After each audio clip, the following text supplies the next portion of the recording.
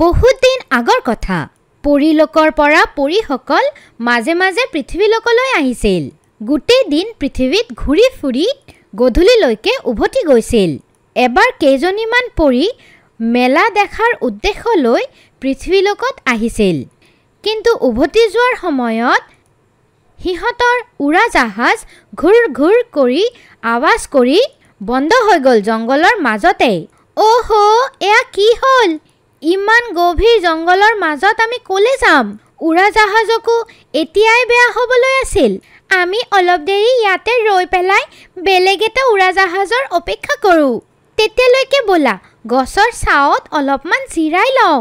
চব পৰিসকল উৰাজাহাজৰ পৰা নামি গছৰ ছাঁত গুচি গ'ল। যেতিয়াই সিহঁতে গছৰ তলত আহিলে ধুনীয়া সুগন্ধ সকলৰ নাকত ভৰি গ'ল। আৰে, এয়াতো বৰ ধুনীয়া সুবাস আহি আছে। এয়াতো চন্দনৰ সুবাস হয়।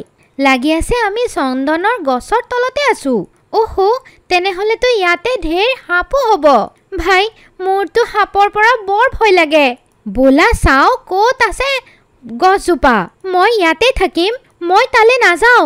ঠিক আছে, তুমি উৰাজাহাজত বহি আমাৰ বাবে বাট চাই থাকা, আমি চাই পেলাই আহোঁ। চাৰু পৰি আৰু চমীয়া পৰি জংগলৰ ভিতৰত খোজকাঢ়িয়ে সোমাই গ'ল। অলপ দেৰি পিছতে সিহঁতে চন্দন গছৰ তলত আহি গ'ল। চাৰু পৰি, সেয়া চোৱা, চন্দনৰ গছত কিমান ৰঙৰ সাপ আছে। মোৰো ভয় লাগি আছে। হঠাতে এনেকুৱা লাগিল যেন সকলো চন্দন গছবোৰ নাচি নাচি পৰিসকলৰ অভিবাদন কৰি আছে। পৰিলোকৰ পৰা অহা সকলো পৰিসকলক আমাৰ চন্দনৰ জংগলত আপোনালোকৰ স্বাগতম হয়। আমাৰ আপোনাৰ ওচৰত এটা প্ৰাৰ্থনা আছে। মই আশা ৰাখোঁ কি আপোনালোক আমাৰ সহায় নিশ্চয় কৰিব। হয় হয়, কোৱা, আমি কি কৰিব পাৰোঁ? আমাৰ সুবাসৰ পৰা আকৰ্ষিত হৈ আৰু আমাৰ শীতলতাৰ বাবে মাজে মাজে সাপ আমাক মেৰুৱাই থাকে। আজিকালি কেইজনমান মানুহ আহে আৰু তেওঁলোক জানো কিয় আমাৰ গছৰ তলত জুই জ্বলাই দিয়ে আৰু সকলো সাপ গৰমৰ বাবে মাটিত পৰি যায়। আৰু সেই মানুহবোৰ আমাৰ ছাল পাত চব ছিঙি ছিঙি লৈ যায়। তো আমি কি কৰিব পাৰোঁ? বাছ সিহঁতক এয়া কৈ দিয়া কি সিহঁত যেন এই সাপৰ ওপৰত অত্যাচাৰ নকৰে। যদি সেই মানুহবোৰ সাপবোৰক এনেকুৱাকৈয়ে ভগাই দিয়ে তেনেহ'লে সাপ সিহঁতৰ বাবে বিপদজনক হৈ নাযাব নেকি? সিহঁতে কি সহজতে চন্দন কাঠ পাই যাব? সাপবোৰ বৰ সহজ সৰল হয়, সিহঁতে কাৰো অনিষ্ট নকৰে। কিন্তু সাপক দেখাৰ লগে লগেতো মানুহ ভয় খাই যায়। সিহঁতৰ লগত কোনে বা বন্ধুত্ব কৰিব? সাপবোৰক অকল পানী দিয়ে গুচাব পাৰি। তুমি কেতিয়াবা কাকো এইবোৰ কথা কৈছা? মানুহ বৰ বিপদজনক প্ৰাণী হয়। সিহঁতে যেতিয়া এয়া গম পাই যাব কি আমি কথা ক'ব পাৰোঁ তেনেহ'লে সিহঁতে জংঘল কাটি ইয়াতে নিজৰ মনোৰঞ্জনৰ বাবে পিকনিকৰ ঠাই বনাই পইচা ৰোজগাৰ কৰিব লাগিব। সেইবাবে আমি কেতিয়াও একো ক'বও নোৱাৰোঁ।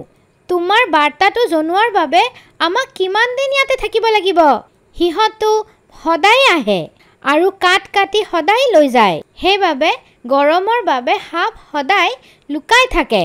ঠিক আছে, আমি চেষ্টা কৰিম। এতিয়াতো তোমাৰ এটা ডালিটো আমিও পৰিলোকলৈ লৈ যাম। আমিও যেন তাতে এজোপা গছ লগাব পাৰোঁ। এইটোত আৰু কিনো ডাঙৰ কথা। মই এতিয়াই এটা ডালিত নমাই দি আছোঁ, তুমি ভাঙি লোৱা। চন্দনৰ গছৰ এজোপা ডাল তলত আহি গ'ল। চাৰুপৰীয়ে অলপমান কাঠ কাটি ল'লে। তেতিয়ালৈকে সিহঁতৰ দ্বিতীয় উৰাজাহাজো আহি গৈছিল। সিহঁত উৰাজাহাজত বহি পৰিলোকলৈ গুচি গ'ল। তেওঁলোক উৰাজাহাজত বহি পৰিলোকলৈ গুচি গ'ল।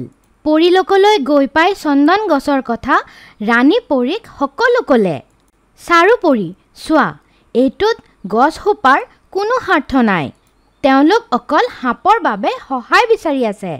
ইয়াৰ এটাই উপায় আছে কি যেতিয়া এবাৰ তাতে কোনোবাই জুই জ্বলাব তেতিয়া তেওঁক বুজাব লাগিব জুই জ্বলোৱা ঠাইত পানী দি দিয়া হওক। পানী দিয়াৰ লগে লগে চব সাপ ইফালে সিফালে গুচি যাব। এয়া কৰিলে সিহঁতৰ বেছি লোকচান নহ'ব। এয়া উপায় সঁচাকৈয়ে ভাল হ'ব। তেনেহ'লে আমি সেই চন্দন কাঠৰ ওচৰত কালিয়ে গুচি যাম। গছসোপাৰ সহায় কৰিবই লাগে। পিছদিনা তিনিওজন পৰি আকৌ পৃথিৱীলোকৰ বাবে ওলাই গ'ল। জংগলত গৈ পাই সিহঁতে চন্দন গছৰ ওচৰত যাবয়ে তেতিয়াই তাহাঁতি দূৰৰ পৰা ধোঁৱা ওলাব দেখা পালে। ওহো, লাগি আছে সিহঁতে জুই জ্বলাই দিছে। এতিয়া চাগে কাঠ কাটি আছে। বোলা আমি গৈ পেলাই সিহঁতক বুজাও। হয় হয় বোলা। সিহঁত তিনিওজন যেতিয়া তাতে গৈ পালে তেতিয়া সঁচাকৈয়ে চবে কাঠ কাটিবলৈ ব্যস্ত হৈ আছিল। ৰৈ যোৱা মানুহসকল, চবে ৰৈ গ'ল। কোন হয় আপোনালোক? আমাক কিয় ৰ'বলৈ কৈছে? আমি পৰিলোকৰ পৰা আহিছোঁ। তোমালোক গছবোৰক কষ্ট দি আছা আৰু তাৰে লগত সাপৰ লগতো খেল খেলি আছা। তোমালোক এনেকুৱা কিয় কৰা? আমি এয়া কাম বহুত বছৰ ধৰি কৰি আছোঁ। আমি কাঠবোৰক বিক্ৰী কৰি পইচা ৰোজগাৰ কৰোঁ। সেয়া দিয়ে আমাৰ ঘৰ চলে। ঘৰ চলোৱাৰ বাবে তুমি কাবাৰ প্ৰাণ লৈ ল'বা? যেতিয়া তুমি জুই জ্বলোৱা তেতিয়া কিমান সাপ পুৰি মৰি যায় এয়া অনুমান কৰিব পাৰে আপোনালোক? তেনেহ'লে তুমি কোৱা, আমি সাপক নুগুচাই কাঠ কেনেকুৱাকৈ কাটিম? তুমি সিহঁতৰ ওপৰত পানী দি পেলাইও সিহঁতক ইফাল সিফাল কৰিব পাৰা। এনেকুৱা কৰিলে চন্দন গছৰো কষ্ট নহ'ব আৰু সাপৰো প্ৰাণ নাযায়। তুমি কৈতো ঠিকে আছা। এইবোৰ তোমালোক কেনেকুৱাকৈ গম পালা?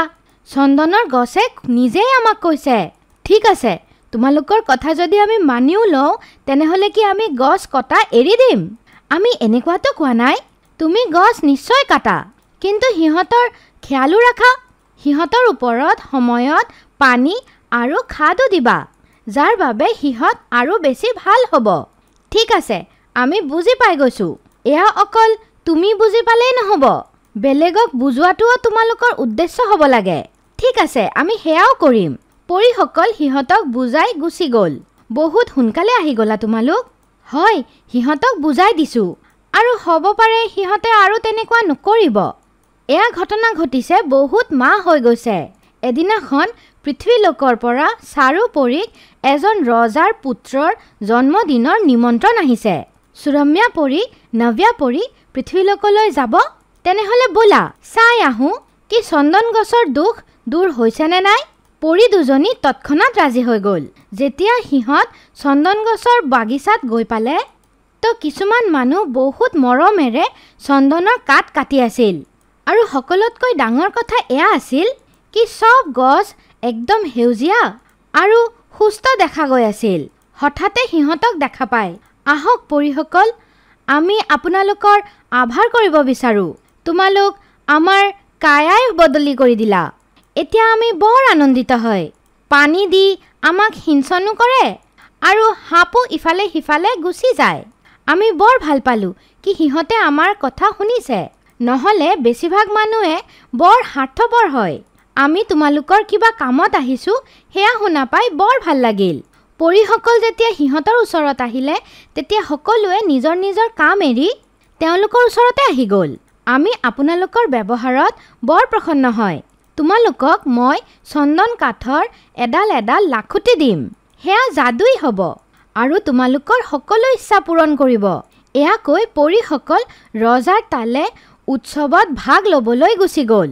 সকলো বৰ আনন্দিত আছিল।